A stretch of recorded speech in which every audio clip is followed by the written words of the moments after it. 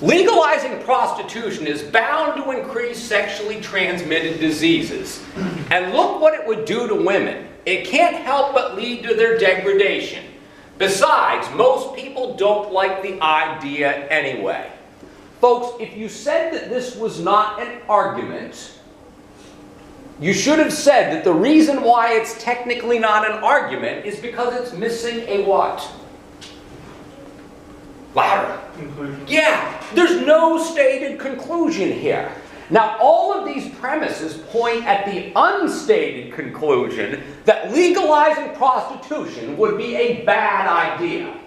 Reason? Well, it's bound to increase sexually transmitted diseases. By the way, that's questionable. The Amsterdam experiment has shown otherwise. The Nevada experiments have also shown otherwise. Now, simply because I contradicted that premise doesn't mean that I'm for legalizing prostitution, so don't misquote me there. But yeah, that's a premise. And look what it would do to women, and I think that needs to be restated, that it would further degrade women more than our society already degrades women. Well, I don't know that that's true, but I think we're already kind of degrading to one another, but I'll go on here. Besides, most people don't like the idea anyway. Well, I actually don't know if that's true or false. I would have to ask the Pew Research Center, most likely. They probably have the data on that. So I don't know whether I can verify this or not. But I don't think that premise is relevant to what? Whether or not it should be legalized or not. Because simply because a whole lot of people might like an idea doesn't mean that it's what? Doesn't mean that it's a good idea. Public opinion is not necessarily the best reason to legalize or not to legalize something. Anyway, where's our old Patriots one, which is I think the last one. And then we can move on unless you have any questions. Can you see that one? Patriots is in 1-1.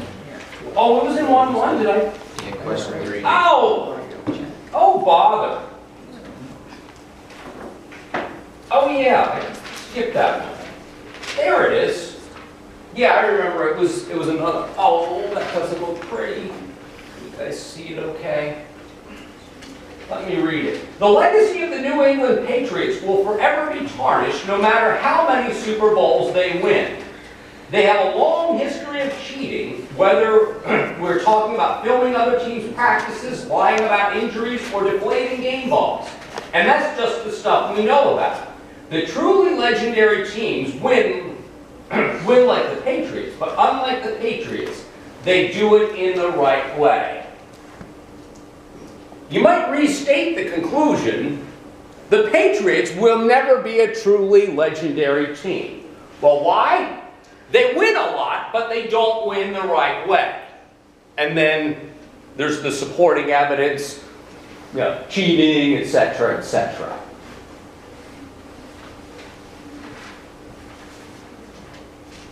That is indeed an argument, ladies and gentlemen. We won't discuss the premises. Is that the last one?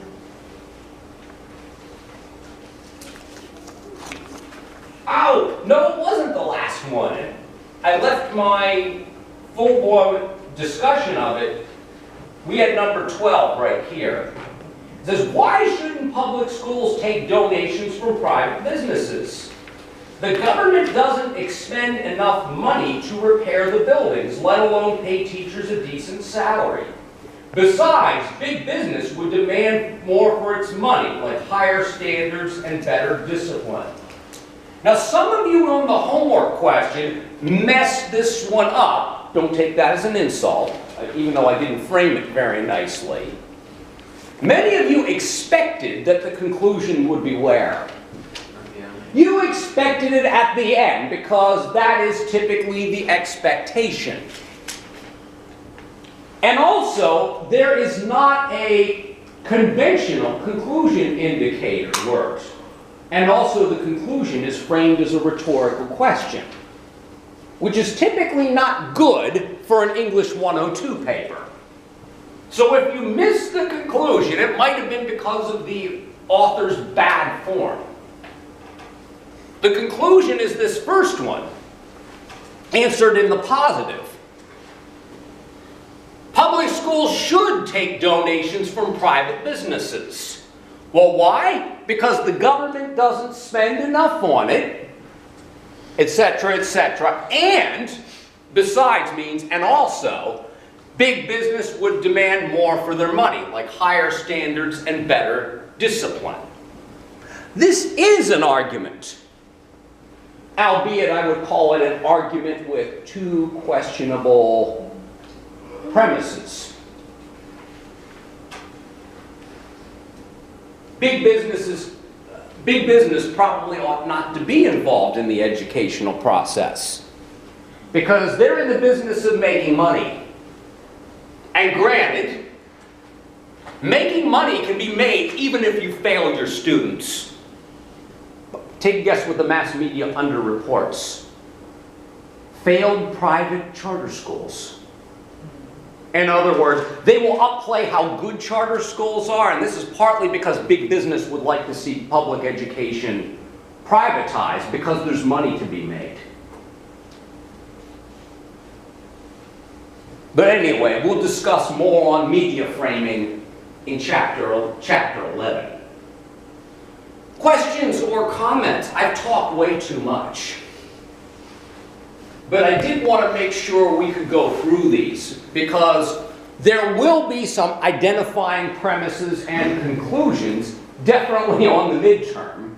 And one of the reasons why you will want to build this skill gradually is because when we are examining arguments for logical fallacies, it will be sort of understood that you have some basic knack for figuring out what the conclusion is and what the supporting reasons are.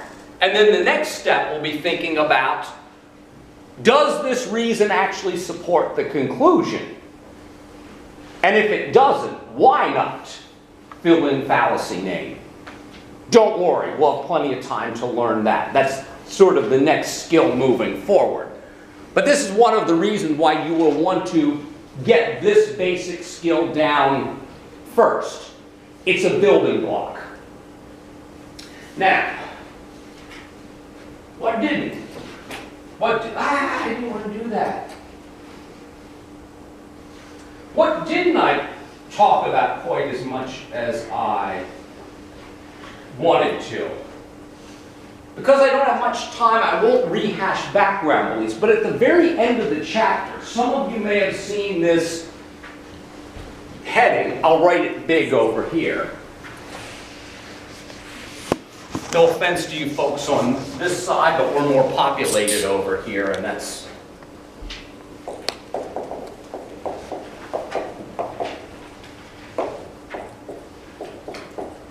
One of the things I'm going to reiterate is something we've said before. Now, the author has a whole section that he calls Science to the Rescue. What point is he trying to make about the importance of science to help us to think critically about things? Yes? My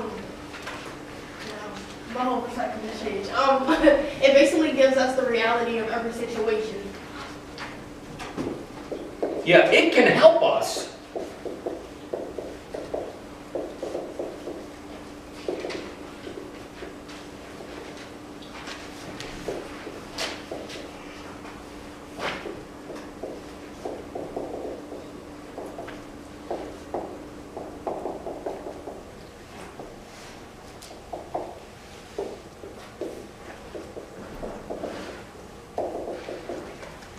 Scientific methods oftentimes make it possible to gather data that we never thought that it was possible to gather. We can know what this world was like hundreds of thousands of years ago. And I think it's damn amazing that we can do it. I don't know the ins and outs of it. Admittedly, I have to trust people who know more than I do about this. But by going to things like the polar ice caps, we can find out what the atmosphere was like at that time period. By studying geologic patterns, we can know what the Earth was like during other periods of time. We can draw inferences. We can know things about our prehistoric past. And I'm fascinated by to learn about our prehistoric past. By looking at old sites, seeing the kinds of things that people ate and so forth. We can even figure out the causes of death of people who lived, many thousands of years ago. And this is something that people at one point did not think was what? Yeah, didn't think it was possible. Scientific methods often make it possible to gather data that we never thought it possible to gather. Now why, and I think you might have been ready for this question, why does the author suggest that many people are a bit reluctant to learn about science, even find science to be somewhat distasteful to some people? Mr. Smith. Because of their religion. Yeah. Science often challenges facets of a person's worldview. Now, folks, this will show up on the quiz and once we have an examination. It will show up. Folks, your worldview is described by the text as sort of a conglomeration of your background beliefs. Your worldview is sort of like the system through which you read reality or explain or think about reality. As Mr. Smith put it, a major piece of an individual's worldview is quite often his or her religion. Or in some cases, it might be his or her lack of religion. Worldviews oftentimes, consist of what I like to call a person's big picture framework. Now, if the data found by science conflicts with a person's worldview, it is psychologically more feasible for the person to do what? Reject. Oh, go ahead, Mr. Smith. I'm sorry. I was going to say attack it. Yeah. To overturn your worldview is a psychologically difficult thing to do. It would be like rejecting everything that you took for granted. So if a new piece of information directly conflicts with your worldview, it is understandable that you're not going to just chuck out your worldview. You're more likely to attack whatever is attacking your worldview. So it's understandable why, if a person's worldview might lead her to believe that the Earth is under 10,000 years old, that there must be something wrong with carbon dating. In other words, what you call the facts have to be wrong. My worldview isn't wrong. Now, the author sort of notes that this is one of the reasons why some people might be hostile towards science. And by the way, this hostility between religion and science really only began, as it is right now, in the 19th century. As a matter of fact, up until the time period of Galileo, science and the church oftentimes were linked together. The church was not hostile to it.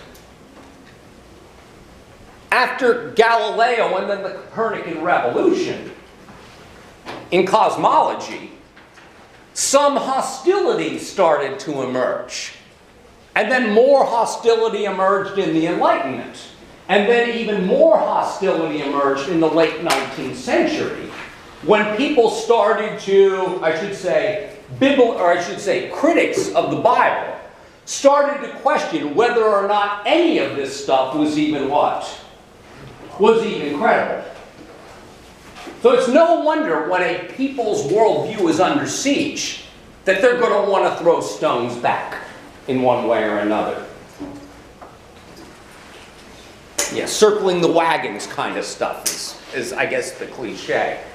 Now, this may account in part, but not entirely. And how many of you guys looked at the Pew Research / National Science Foundation quiz at the end of the chapter? If you have not looked at it, check it out.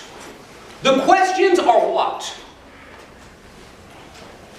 The questions are easy. But then read the byline and you'll see that large numbers of average Joe six-packs get those science basics wrong. And this is why the author of our text boldly says, large numbers of Americans are generally speaking scientifically illiterate. Some of it might be because, well, granted, I have plenty of students who tell me they weren't required to take physics in high school. And I'm dumbfounded. I thought it was still a requirement. Now I find out it's not. Yeah. Many people conceive of the mathematically based sciences as being more difficult. And as a result, people like to do what if they can? Let's find a way not to take this class. In other words, the perception that science is difficult is another reason why people might avoid it, along with the challenge to the worldview. Now, the results are not very pretty. And what I mean by that is widespread scientific illiteracy. And when you have widespread scientific illiteracy in high places, this might not be a good thing for policy that requires good science and understanding of technology in order to make reasonable decisions. But yeah, the ignorant are oftentimes running the show. Until then, oh, homework. I'll send you, yeah, we're out of time. We're 3 minutes over, I'm sorry. Don't forget to prepare for the quiz. It's just 3 multiple guess questions and a short answer essay. Start reading chapter 2. Give 2-1 numbers 1 and 2, and 2-4, 1 through 3 a shot. There at the